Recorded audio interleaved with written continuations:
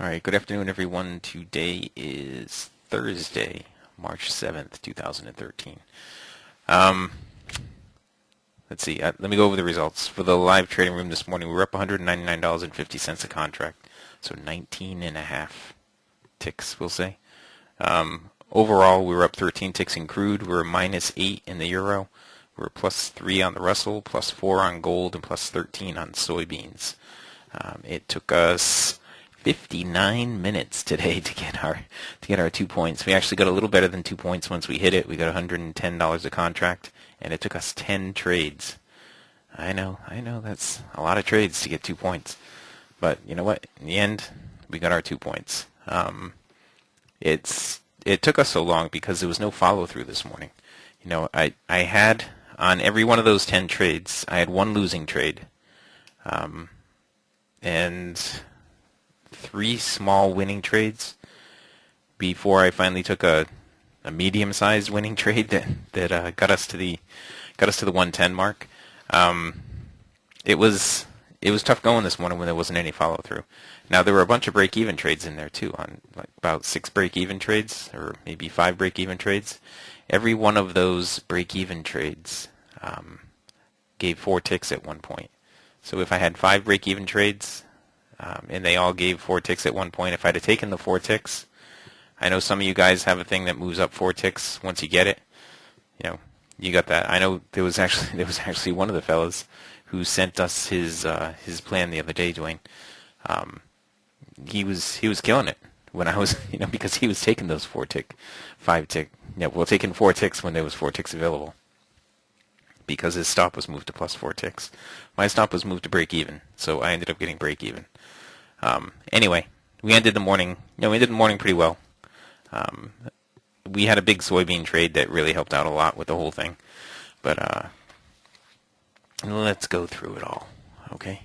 We ended the morning, well, let's go over where we are on the month, okay? In the results, I added a new column over here in the results, over here.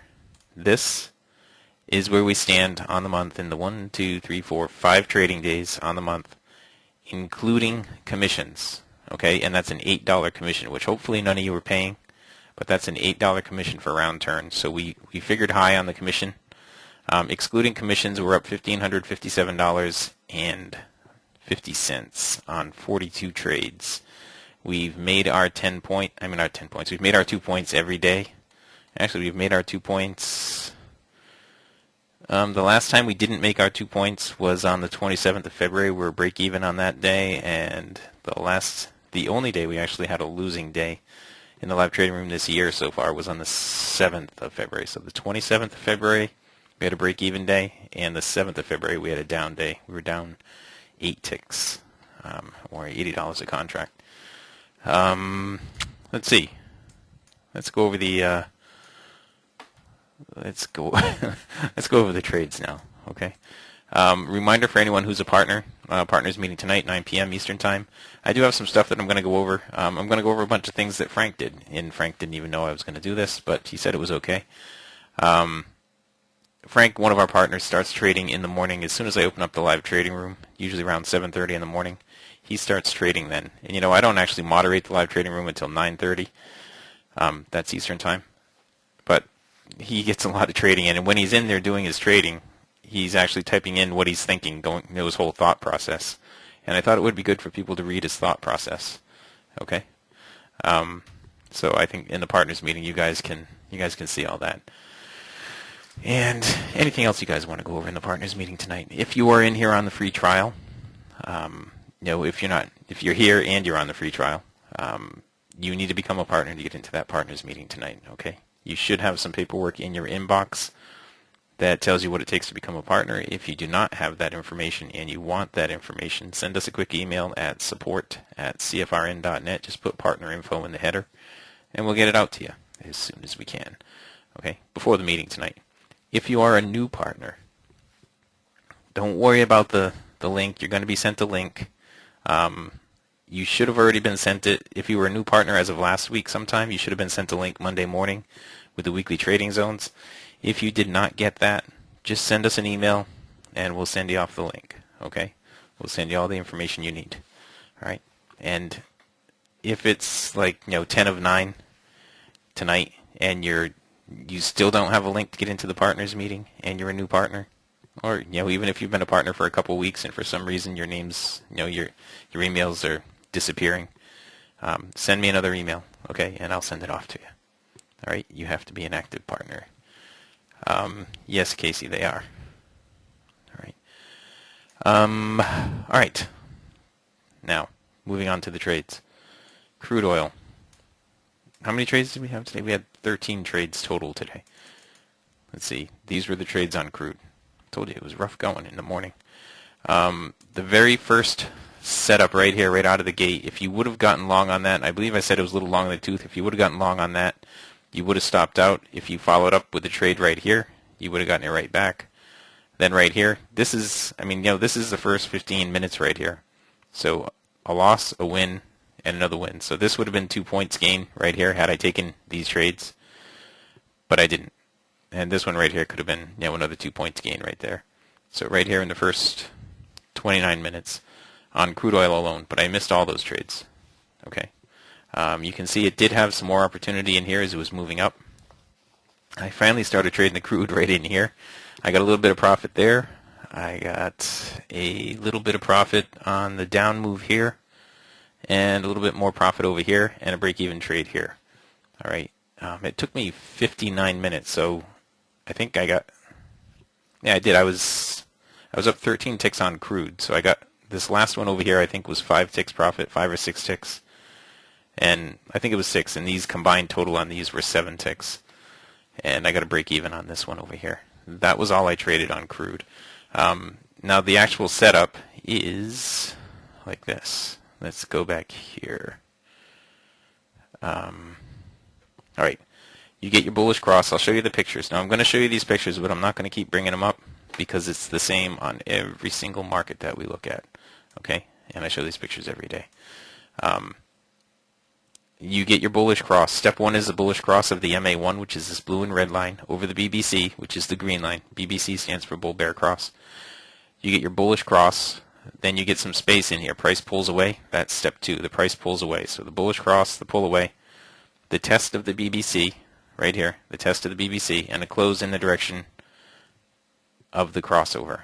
Now, in this case right here, step 4 is that you have bullish divergence and the cycle is blue. In this case, the cycle was red, so you needed an up close above the trend line right here. Okay, I got to draw that trend line in there for you. There's the trend line. Okay, you need an up close above that trend line. It would have been right there where you needed to get that up close. Okay, because the cycle was red. That's the trade setup. Now there's one more trade setup that we do in the live trading room. There's one more using the same set of indicators, the same everything. It's right here. All right. If there is so much momentum in the market that price does not pull all the way back to the BBC, or the cycle is the wrong color, you can draw a trend line down the tops like this. Look for the up close above the trend line. It's not just a close on the other side of the trend line. It's got to be an up close on the other side of the trend line. All right, an up close when you still have the bullish divergence down here on the slingshot. When I say bullish divergence, I mean the green line is pulled away from the cycle portion of the slingshot. Okay, this green line down here pulled away from this cycle portion of the slingshot. That's it. That's what we look for. All right, now I'll just show you in all the charts that I'm going to go through. I'll show you all the instances where that happened. Okay, there was all this in here that I already showed you right here. Okay, we had the bullish divergence down here with the close above the trend line. Again, the close above the trend line with the bullish divergence. Over here, close above the trend line with the bullish divergence. And I said to everyone at the time, we should get a deeper pullback here. We did finally get the deeper pullback, and we got the close above the trend line over here. You see how the cycle is red? There's still divergence. The close above the trend line suggests that the trade is going to continue. Now, when you get this type of divergence, what you anticipate is that the green line is going to work its way up into the cycle portion. Okay, you see how it does that? Up into the cycle. All right, over here, it went the other direction here. Now I'll bring up the other picture right here, and I'll show you the short side of this. All right, you look for the bearish cross, the space, the pullback and test of the BBC, and the down close right there. Okay, with the bearish divergence in step 4, right there. Okay, that's all you're doing. And you get short there and take profit. Get short there and take profit. I remember doing this one. I got short there and I took a little profit, and then I was explaining something and it happened again, and I had the opportunity to get short again, and the same move down. Okay. And over here we did the same thing, but I wasn't sure on this one here. Remember those guys that were in the live trading room this morning? I had messed this one up a little bit because I wasn't sure on the down close here. I got into the trade and I wasn't sure if the cycle line was blue or red, so I moved my stop to break even as soon as I had a little tiny bit of profit in it, and it came and took me out at break even, and then it went down, which is good. It's what you expect. All right. There were more opportunities in here. This was right at the close of the morning session. There was one right here that dropped down 6 ticks before it turned back. You had your bullish cross, tested the BBC with an up close with bullish divergence in here, so there was another opportunity right there. Okay, that was crude oil this morning. Now, I'm going to look at the Russell right now, but you're looking at the same exact stuff. Okay, you're looking for the same things on the Russell. We did trade the Russell this morning, right? Yeah, right in here we traded the Russell. Twice. Okay, let's start here. Right at 9:30 we had a bullish cross, a test of the BBC with an up close, but we didn't have any divergence, so there's no trade there. Okay, the divergence was going the wrong way. Then we had a bearish cross, a test of the BBC with a down close. We shorted this because the trend line is like that, and we had a down close below the trend line. All right, so we shorted that, and it gave us 6 or 7 ticks profit at one point, even more than that, I think. And we had moved our stop. We had moved our stop up a little bit, plus a tick or two, and it took us out with plus a tick or two. And then it turned around, and we did the same thing over here in the other direction. Okay? And it had another opportunity in here that we missed. And that was pretty much it. It's the same stuff over and over. Okay, now I had suggested stopping trading the indexes because they were really, really sideways at this point. The ES particularly was really sideways. And I'll point that out to you in a minute when I get to the ES. We didn't take any trades on the ES. But right here, and this is an important spot to notice for any of you guys that are partners right now or who are in the free trial. You see how the black line is below the BBC, but price is above the BBC, and this bar has a high of 32.1 and a low of 31.7. So this bar has got all 4 ticks of its range in it. It's going to have, I was just going to say, a down close is going to be right there above there. That, if we didn't have blue on the cycle, you would be able to sell that. Because we have blue on the cycle, you need the trend line. Okay, you need a down close below the trend line because there's blue on the cycle. Okay.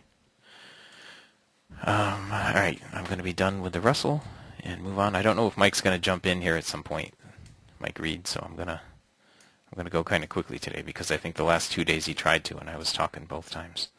All right, this is gold. Now, we had a few trades on gold here. Let's see. Here we go. At the open, it's all the same stuff. The bearish cross, the test of the BBC, the down close. Because we had a trend line, because we had blue on the cycle, we needed to close below the trend line, which was right in there. It gave about 4 or 5 ticks. Then it turned around and went up. In here, because the cycle was blue, you just needed the up close right here. All right, that gave 4 or 5 ticks, and then it turned around. This is what I was talking about for those guys this morning who had a trailing stop that trailed at 4 ticks. Then they were getting all these trades right here that went 4 or 5 ticks. They were getting all their 4 or 5 ticks on them. I kept moving my stop to break even, and it kept taking me out at break even. This one right here is another one. The down close below the trend line was right here. It went 4 or 5 ticks. The entry would have been here at 79.2, and it dropped down to 78.4. So that was actually a little better. That was 8 ticks total. But I think I took a couple of ticks profit out of that. The next one right in here, this down close right here was at 78.4. That dropped down to 77.6 for a 6 tick profit. There's another one right here. There was just not a lot of follow through. Not right at the beginning anyway. Okay, you can see I took a trade up here with a break even. I took a trade over here with a break even. I followed it up with another trade with a break even, and then a trade with a win. And then I missed this nice win right here. I missed it. I must have been trading something else. But those were my trades this morning. Now, like Dwayne had asked earlier, at what point would you have stopped trading?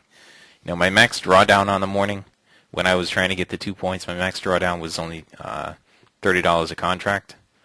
That was, you know, I was down like below zero, $30 a contract. I was minus $30 a contract at my lowest point this morning, not including the commissions. Okay, if you include the commissions in there, it was probably minus $80 a contract, something like that, right around there. I didn't get to the soybean trade yet, Casey. Would you have stopped at that point? You know, I have complete confidence that if I continue trading, I can make 2 points every day. I have complete confidence. You know, when we were down, some of the guys that were in the live trading room, when we were down a little bit and when I was having difficulty with it, they were saying, "Oh, it's a little harder today, isn't it?" And, you know, like ribbing me a little bit about it. But I was like, you know what? It's not a big deal. We're down $30 a contract. We'll get it back, and then we'll get our 2 points. And then we doubled our 2 points. It's, you know, as I've said before, every day when I come into my office and I sit at my desk, I know exactly what I'm going to do. I just sit down and do it. And not every day is easy. You know, not every day like, you know, the last few days. For instance, today, if we look at the recap results, the number of trades we took today was more than the prior 4 days combined. The time it took me to get my 2 points was more than the prior 4 days combined. But you know what? It is what it is.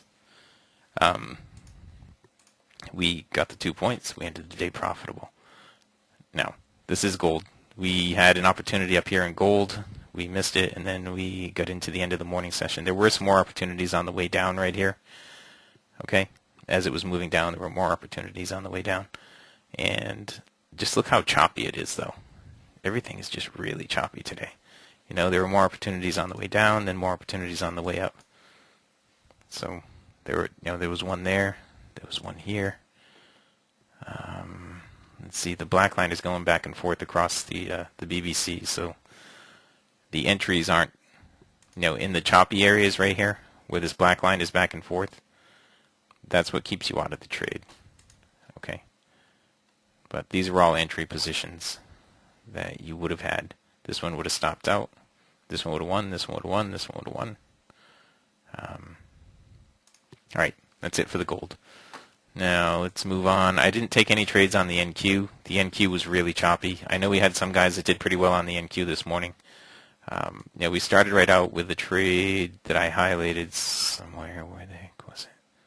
There it is right there. We started right out with this trade that I highlighted, and I know at least one person made about 6 ticks on that trade. And there was another one right after it, right here. There was another 4 ticks, 5 ticks available. Again, no follow-through. And I told everyone that it was choppy and there was no follow-through. So I actually said stay away from the stock indexes. And then I went and traded a currency. Anyway, you can see the ES on the 4-tick range this morning was really choppy. Really, really choppy. So we didn't even look at the ES. Okay? I didn't look at the ES. I know in the pre-market Frank got some profit on the ES, but I did not even look at it. On the euro, this was the one trade that we took this morning that stopped us out. This is the one that put us down $30 a contract, because going into this trade we were up $70 a contract, and then we lost this one, which was $100, and it put us down $30 a contract. All right, the euro was just as messy as everything else this morning, so we didn't really look at it other than that one trade. I did point out some areas here on natural gas because we had natural gas inventories this morning. There was a spot here to get long, and that was after the inventories came out. You can see between right here at 10:30 when the inventories came out and all the way over here at 10:31. That was all 1 minute. So we weren't that interested in trading the natural gas right in there. There were a couple of spots in the natural gas, though. Let's see, yesterday. There were a couple of spots in natural gas that I had highlighted, but anyway, we didn't trade the natural gas. Let me put that down. Now, the soybeans. The soybeans gave us a good opportunity to actually show this morning the trades as they set up. Okay, well, not as much as they set up, but in one move we had the original decline right here where it changed directions. We had the bearish cross, the test of the BBC with a down close, and a little bit of bearish divergence. The opportunity to enter was right there. That dropped about 4 3/4 cents. Started to pull back up to the BBC, but it had so much momentum that it didn't pull all the way back up. Then I drew the trend line, and it closed down below the trend line right here. I said the entry on that is 14.65 1/4. I got in at 14.65 1/4, and about a minute later, it was way down here, and we took 13 ticks profit on that. That was just a great opportunity on the soybeans. All right. After that, it attempted to pull back to the BBC again. Again, it didn't make it, and it closed down below. All right. This one only gave about a cent and a half in profit potential. On the close down below the MA1 right here is where I would have had my stop at break even on that trade if I would have taken it, but I didn't take it. I took this trade, and I was happy with it. Since then, let's see, there's a trade setting up right now, an up close on the current bar on the soybeans. An up close on the current bar on the soybeans would be a spot to get long.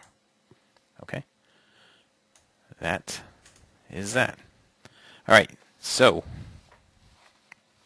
to wrap it up for the morning, we were up $199.50 a contract excluding commissions this morning. We were up about $100 if you add the commissions in. $100 a contract. So far on the month, let me bring that thing back up again. We're up $1,221.50 a contract, including commissions. That's with commissions, and that's figuring an $8 round turn commission. Okay, and that's including every single trade that we took in the live trading room in the last 5 days. Last 5 days is 42 trades. That's not too bad. Overall, though, if you exclude the commissions, we're up $1,557.50 on the 42 trades. In getting the 2 points per day, that's so far in the 5 days, that's taken us 18 trades to get 2 points per day in 5 days. I guess the average, let me just figure out what the average daily time is. 59 plus 36 plus 13 plus 4 divided by 5. The average time it took us, because of today really threw it off, but the average time is 22 minutes to get our 2 points per day. If you take off the high and the low, that number is probably pretty close to the same, actually. 36 plus 13 plus 3 divided by 3. Well, it's 17 minutes, so it's pretty close to the same thing. Anyway, if you have not taken a free trial with us, go to www.cfrn.net/apply. Sign up for the free trial. If you have taken a free trial with us and you want to get into the partners meeting tonight, you need to take care of the paperwork that was sent to you. If you don't have it and you want to know what it takes to become a partner and get into the partners meeting tonight, send us a quick email at support@cfrn.net. Just put partner info in the subject line, and we'll send you off all you need to know to become a partner and get into that partners meeting tonight. All right, that is it. With that, I'm going to wrap it up.